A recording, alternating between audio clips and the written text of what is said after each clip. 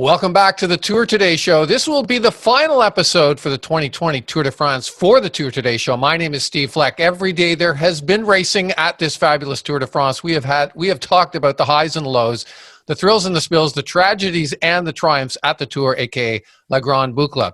On each episode of the Tour Today, I have a special guest on the show with me today. Because it is the final episode for this year, it's a special day. And it is the wrap-up show. I will have two awesome guests on the show with me. My first guest, he has been on the show with me before. He has been one of the Flow Bike's French commentators in Canada. He's also the voice of the UCI Mountain Bike World Cup Tour. Welcome, Randy Ferguson. Hi, Steve. Great to be back. My other guest, very pleased to have her along. She is also one of the French commentators, working with Randy on the French commentary for Flow Bikes in Canada. She's a former professional cyclist and a sports reporter for RDS and CBC. Bienvenue, Audrey Lemieux. Thanks for the invitation. I'm very happy to join your show today. No, thank you to the both of you. It has been a long day. We were just talking off camera. Your day started very early, and we've been at it. You guys with the live coverage from the stages start to finish, me with my little half-hour show throughout the Tour de France. It has been fun. Want to thank everyone for tuning in to watch the final episode of the Tour Today for 2020. If people want to find me on social media, they can find me at Steve Fleck on Twitter is probably the best spot. Audrey, where's the best spot for people to find you? Same on Twitter. My name is Audrey Lemieux on Twitter. You can reach me there, and I'll be happy to meet everyone there. Awesome. Randy? Well, for me, it's very easy. It's Fergie RG, FERGYRG on Instagram, on Twitter, and Randy Ferguson on Facebook. Fantastic. Thank you very much for that. Well, I wanted to just quickly talk, and we did talk about this before we went live with the recording, was the phenomenal coverage that we've had this year. I do want to reach out and say a big thank you to Flow Bikes. It was a little bit different this year, having streamed start to finish coverage for every stage. We, on the English side of things, we had Anthony McCrossan, the great Anthony McCrossan, and Simon Gerrans with the race call with the ASO World Feed. And then you two were giving us fabulous French commentary en français in Canada. So big thank you to Flow Bikes for providing that to the viewers in Canada with those options. Well, what a finale. They finished up on the Champs-Élysées today. Sam Bennett taking a very emotional win for the stage. He wrapped up the green jersey, taking the intermediary points earlier before the finish, and then came to the finish with an exclamation mark and won the stage and the green jersey in what he said in his post-interview was the World Championships of Road Sprinting on the Champs-Élysées for the big sprinters. Audrey, your thoughts on the stage today?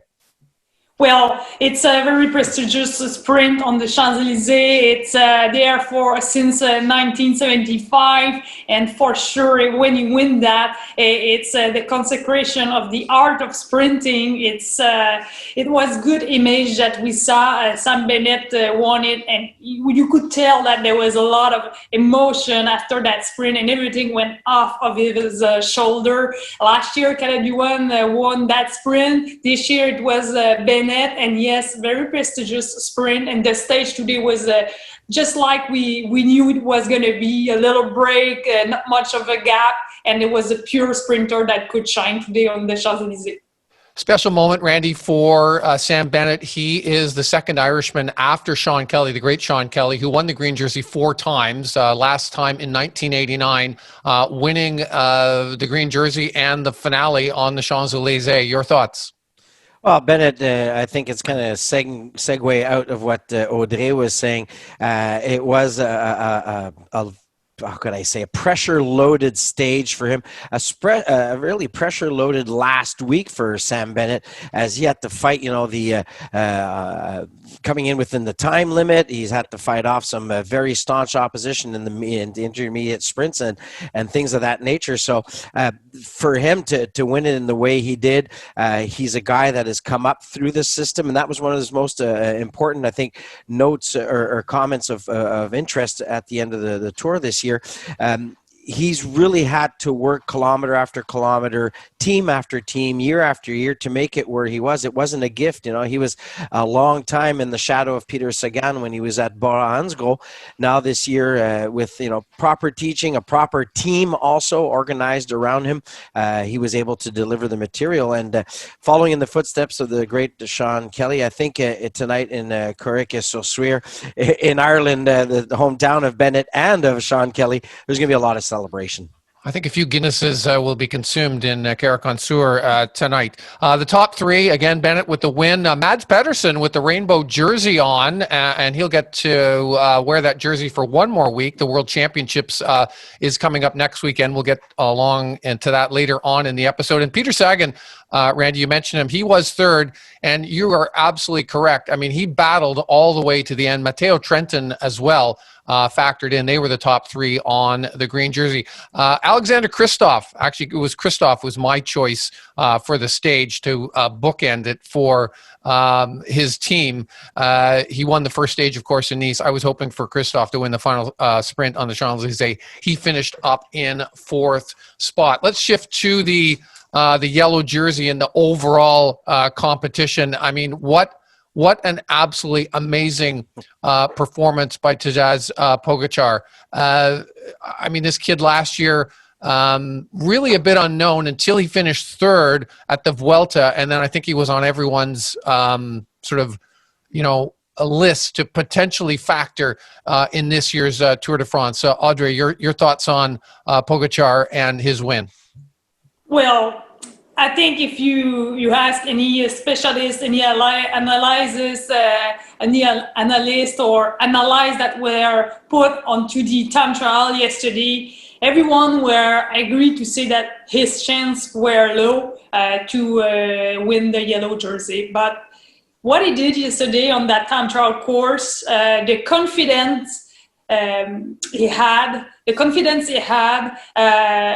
position on his time trial bike, the watts that he was pushing, the way he did the effort. He started fast and he put the pressure right from the start on Primož Roglič, and I think it was a big impact. It had a big impact on Primož Roglič, the fact that he started so fast. And then when we saw him pass Miguel Angel Lopez, like he was almost stopped on the course, it was like, okay, either he started too fast or either he's having the day of his life. And he had a day of his life. It's not because Roglič has the worst day of his life, but just Pogačar was just unbeatable yesterday. And the way he rode was simply phenomenal. Randy, this is the first time since 1969 when Eddie Merckx won 3 jerseys that a rider has won 3 jerseys at the Tour de France. I mean, this young rider, Tadej Pogačar from Slovenia, is the real deal. I mean, he can literally do everything. He covered all the moves.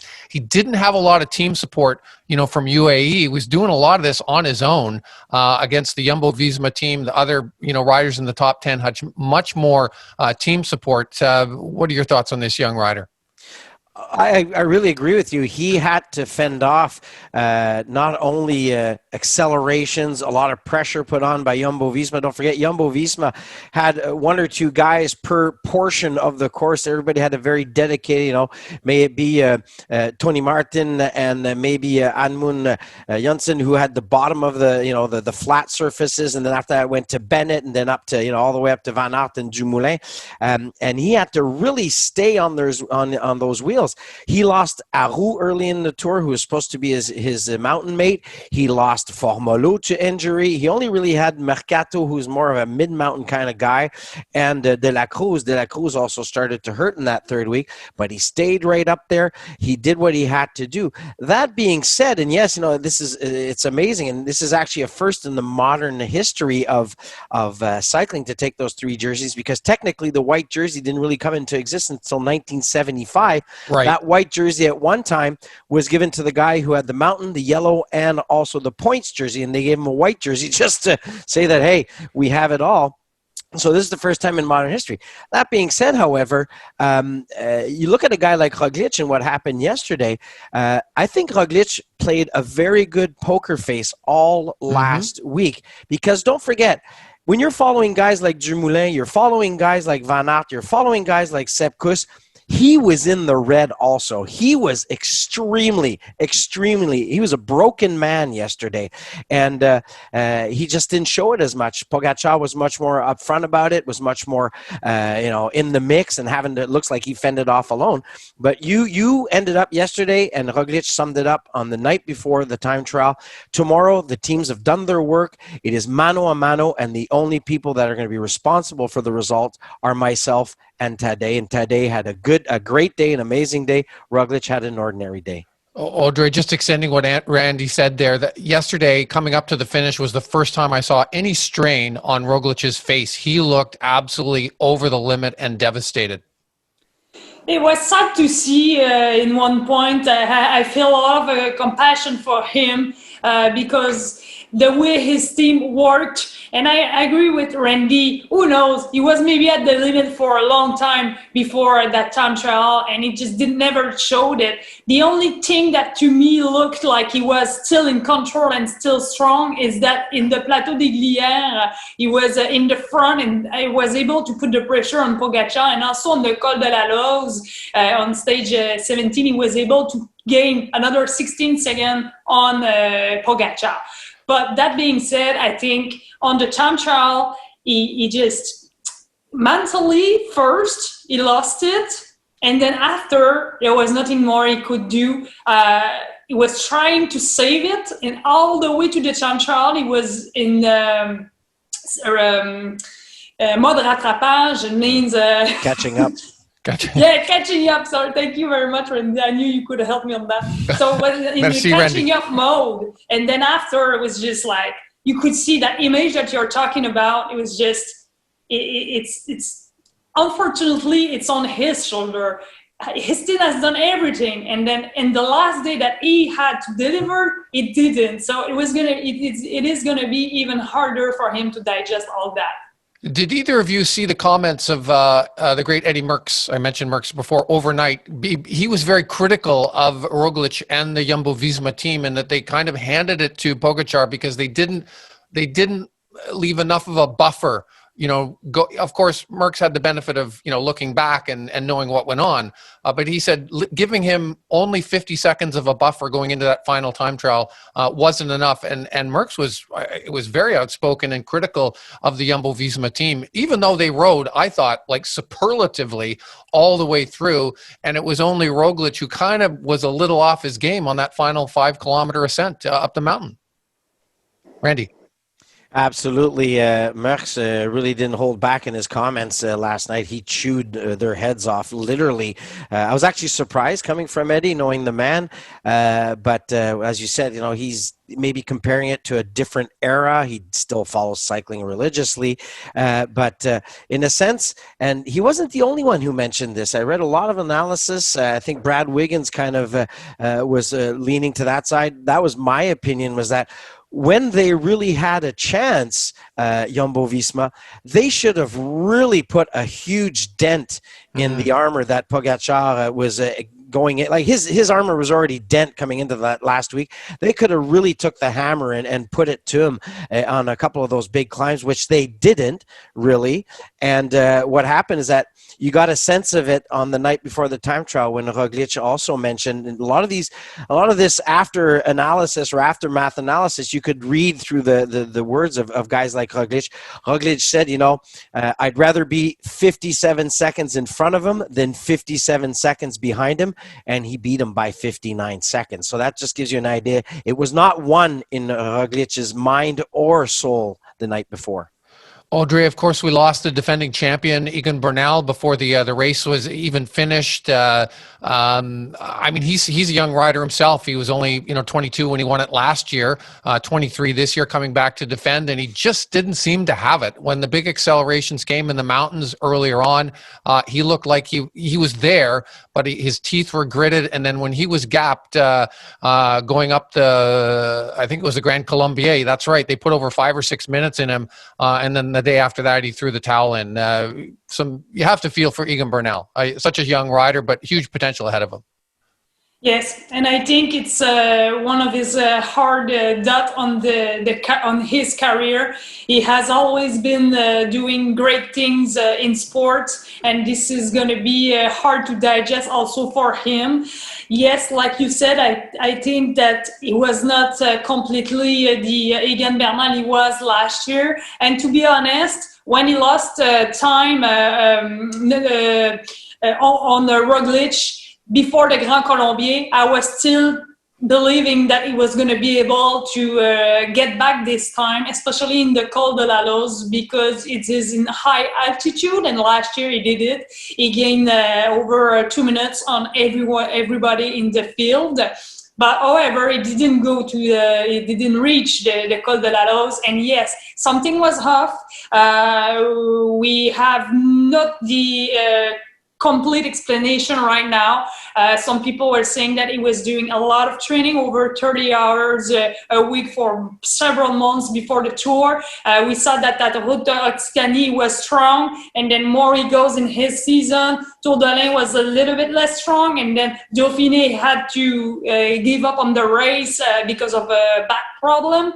And I think those back problems were still there. And on the Grand Colombier, the Jumbo-Visma team knew that Egan Bernal was in difficulty at a certain part of this climb, and they put the pressure exactly at the same part in the Grand Colombier on the Tour de France, because we have to remember that this stage was the last 100K of the stage of the Grand Colombier was the same than at the Tour de l'Ain. So they put the pressure where it was in difficulty at the Tour de l'Ain, and that was it for him. And after, by a back problem, and it was up to his knee, and nothing was going well for him anymore. So reviewing the yellow jersey, the top 10, of course, Pogačar takes the win, Roglic in second. Richie Porte ends up in third. That was a phenomenal ride for Richie Porte. Maybe his last, kick at the can here. He is going to Ineos Grenadiers next year, probably riding in a support role there for, Egan Bernal. Nice to see Porte get onto the podium. Mikel Landa for Bahrain McLaren, and they rode phenomenally in the Alps. I thought Bahrain McLaren, they threw everything at it as a team to get Landa up in the GC. He ends up in fourth, and the young Movistar rider Enric Mas ends up in a fifth spot, the Spanish rider riding for Movistar. Your thoughts, folks, on that top five? First to you, Randy. Well, the top five, they're all riders that put the work in on the last week. A lot of people were saying, watch out for Jumbo-Visma. They're going to fade in the last week. Ineos is going to come back. Bernal is going to show, his full strength, yada, yada, yada. That didn't materialize. But what did materialize, and it was kind of, they were backbencher moves almost, apart from when we saw Bahrain McLaren take off on Le Col de la Madeleine and drive the pace. Jumbo-Visma is sitting back going like, you guys want to take control of this on the penultimate climb? Yeah, go ahead. You guys do it. It didn't work out maybe to the extent they wanted to bring like a guy like Landa up onto the podium. He still finished his five on some great rides, some safe riding on the part and protection of his team. I must say, and I said to Audrey during the broadcast day when they showed Movistar come up as the best team of the Tour de France, right there, that's proof that they came to this race to ride. We haven't always seen that from the Spanish team in the past. It's always been kind of second fiddle. Yeah, they make it look big. They send all these big riders, and they're not organized. They're always ending up with, crumbs at the end of the day. They focus on the Vuelta, which is normal. They're a Spanish team. But this year, they came to box. They put the gloves on. They stepped into the ring with the best elements they had. You saw a guy like Valverde, right up there helping Mas. You saw Marc Soler doing a lot. Verona dropped from a break, comes back, pulls after Valverde and company get dropped to help Mas. That was perfect team execution. Talk a lot about what Jumbo-Visma did. Don't forget what these two Spanish the riders and their teams did. And I'm really looking forward to the Vuelta to see. I think we're going to see a Movistar that's going to really put the pain and the hurt on some other teams. Before I go to Audrey on your thoughts on the final GC, I know that the organizers of the Vuelta are already after Egan Bernal to see if he can come and race the Vuelta. Audrey, your final thoughts on the overall GC, other than Tadej Pogačar? Yeah, I think lots of leaders at the beginning of the tour saw their hope for the general classification go away, talking about Pinot, Quintana, Bernal wasn't there anymore, Bardet on a crash, and then Guillaume Martin seems to be okay in the first week. But what we are seeing right now is the top 5 and even the top 10. It's the guys who rode without anything that could break any chance of a good spot on the GC. And also you need to race intelligent, don't waste energy too much in the first week, always stay conservative, and there was not much you could do against Jumbo-Visma squad. Yes, Bayern McLaren tried something, it put the tempo, but the best you could do is to stay there as long as possible, and in the crucial part of the Tour de France, in the biggest climb, high altitude, and especially in the third week, finishing strong on the time trial as well. I think those who are on the top 10, and especially in the top 5, we saw Landa reaching 7th place, then 5th, then now he finished in 4th place. It was a matter of being endurant and not giving too much too soon on that Tour de France, because remember, that course this year was so hilly and really hard on the body. So just summing up the other jerseys quickly, Tadej Pogacar obviously winning the white jersey. He takes the KOM jersey as well, winning that because of his triumphant time trial yesterday at the top of the Planche de Belleville. He gets that, took over from Richard Carapaz from Ineos. And just quickly on Ineos, they came here with one goal, and that was to put Egan Bernal in the yellow jersey at the end of the race, and it all kind of blew up for them. And they had a bit of redemption with the Mikhail Kwiatkowski and Carapaz 1-2 a few days ago. Final thoughts before we move on Team Ineos and what went wrong from them and what they need to do differently in the future. I'll go to you, Randy, first. Well, Ineos, I think Dave Brailsford was really clear about what was going to be going on from now on. He talked the day after they pulled Bernal from the race. They were already in preparation for 2021 Tour de France. That was the mode they went into. They tried some different things. They sent Carapaz out there on a few Hail Mary attempts, finally putting their money where their mouth was. And putting on the show, bringing Kwiatkowski. It was basically a victory that was offered to Kwiatkowski for all the hard work he's done, accompanying some of the top finishers in the Tour de France for the last 10 years. Carapaz almost picked up the polka dot jersey, but because of the way points were set up yesterday in that final time trial, he lost it. They're going back to the drawing board. They're looking at how Thomas is doing. We'll be doing at the Giro, looking at what happened at Tirreno Adriatico.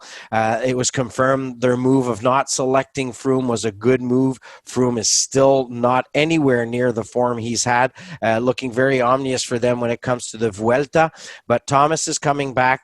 You'll see a different team supporting Bernal. If Bernal is still their man next year, watch for what Carapaz is going to do, because that is going to play into the layout of their team for the next year. Don't forget, you have guys like Adam Yates coming on board, Richie Porte coming on board. These are guys that know how to ride the tours. They're not going to be riding maybe as leaders anymore, but they will definitely be taking the places of some of those guys up there. As mentioned, Movistar won the team competition, and Randy, I like your points about how they rode well as a team. The Spanish team did to win the team competition. Let's shift to just looking at the tour in general. This was just an extraordinary tour, for so many reasons. The late start, the season that, compressing almost a whole World Tour season into 2.5 months and really starting, with the Tour de France.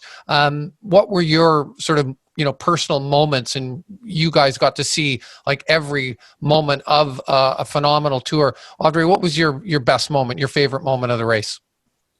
Well, it's really hard to say, because there was a lot of beautiful moments in this race. I think because I am very sad the way it turned out for Roglic after all the work his team has done. And it's not because I don't like Pogacar or I like Roglic more. It's not that. It's just because I feel I have been an athlete, and yesterday it's something really hard that it's going to be in his mind for several years. And for this reason, the moment that I liked is when all the teammates of Roglic were around him and touching his shoulder, tapping in the back and saying, it's okay, you did good. However, we did everything we could. And I think to me is a really, it's a good image that shows that teamwork is there in cycling, and also you win all together and you lose all together, but you're still together at the end of the day. And I think I have a lot of good moments, but because this one is fresh in my memory, I think it's a big image that to me shows really what is cycling. It's a team working together to one common goal. And yesterday was we'll lose all together. Even if it's a second place, it's a very good result. You know, it's not. I'm not diminishing that second place of Primož Roglic, but it's an image that I really liked. Randy, your moment? It's hard to pick one out. I kind of agree with Audrey in that sense. I would call my favorite moment more how could I say it? More of a vibe. There's a vibe happening in the pro peloton right now that is really amazing. We saw it between Pogacar and Roglic. You know, there's a lot of respect. Hugo mentioned in an interview that I did a few weeks ago saying that unfortunately up till now in the last 3 or 4 years, over my 10 years of being in the World Tour or Peloton, the lack of respect between riders is harrowing. But we saw it here at the Tour. It started with, Jumbo-Visma controlling the Peloton on that dangerous first stage. Then you saw that battle between Roglic. You saw the respect and the friendship that existed between Caleb Ewan and a Sam Bennett. You saw the guys, as she said, Jumbo-Visma come together as a team. You saw all the because everybody was under that additional strain of, hey, we could be pulled from this tour at any moment. This thing could end any moment. Let's make it a special one. And that's my moment for this Tour de France, is how it became a Tour de France that's blown everybody out of the water in very difficult and very special circumstances. Well, the moment for me was actually making it to the Champs-Élysées, Randy. I mean, there was a lot of talk in the early days. Are we even going to make it? So that's moment number one. And the other moment I think is more like you. It's more nuanced. It's the young riders coming in, a bit of a changing of the guard going on. Pogacar is an obvious one. He's he wins the Tour. He's only he turns 22 tomorrow. Mark Hirschi. We haven't mentioned Mark Hirschi. Phenomenal riding for the Sunweb rider. Nelson Paulus, Sepp Kuss, just a phenomenal support role for Roglic the whole way through. Benoit Cosnefroy defending that polka dot jersey valiantly for the first, week and a half, almost 2 weeks, of the Tour. And Wout van Aert as well, coming into his own as really one of the best all-around, cyclists in the world. And Bernal as well, even though he had to go out. All these riders are under 25 years old. We have to realize that they have many, many more years of, competing, at this super high level. So that was the other big takeaway in my moment, was just all the young riders, the changing of the guard that was going on literally before our eyes, as the Tour unfolded. As mentioned, this is, this has been a crazy sort of, season for the UCI that they've set up. What are we going to see next? We got the World Championship next weekend, and then we literally roll right into the Giro. Some of the so-called spring classics are going to be going on simultaneously. Audrey, what are your thoughts on the rest of the World Tour season? It's going to be a wild and crazy one right through until November. Yes, just like it was since it's all restarted after the pandemic situation. I think today was the last day that Mads Pedersen was riding his rainbow jersey. So yes, for sure, I'm going to keep an eye on the World Championship, and it's going to be very condensed all the rest of the season. And for sure, the Classic, it's going to be exciting. We didn't have the Classic in the spring, and now we're going to have it pretty soon. And of course, the third Grand Tour of the year, the Vuelta, will be also a very good show, because some people that didn't perform well at the Tour de France, they have enough time to rest, relax, and regain the form and the mental toughness that it needs to perform on a Vuelta Grand Tour in the upcoming weeks. Randy, final thoughts on moving on from what has been an exceptional and extraordinary Tour de France? Oh, absolutely, and it's going to be all-encompassing. All everything. Cards on table. Nobody really has a chance to sit back and bluff from now to the end of the season. And the World Championships are going to be very particular. Don't forget, especially the women's road race. You got Van Vleuten, who's probably out. The defending world champion, Amanda Spratt, is out. So that's a whole new rule book that's been set right there. And a lot of guys are not going to the Road World Championships because some of them are going either to the Giro, or like Audrey said, are recouping and regrouping for either some Spring Classics or also moving on to the Vuelta. So it's going to be really interesting. We're going to have a lot of different teams, a lot of different riders picking up some wins between now and November. You've been watching the final episode of the 2020 Tour de France Tour Today show, our wrap-up of the 2020 Tour de France. My guests today have been Randy Ferguson and Audrey Lemieux. Thank you, Randy and Audrey. Really appreciate this. Thanks, Steve. Thanks for the invitation. It's been a pleasure.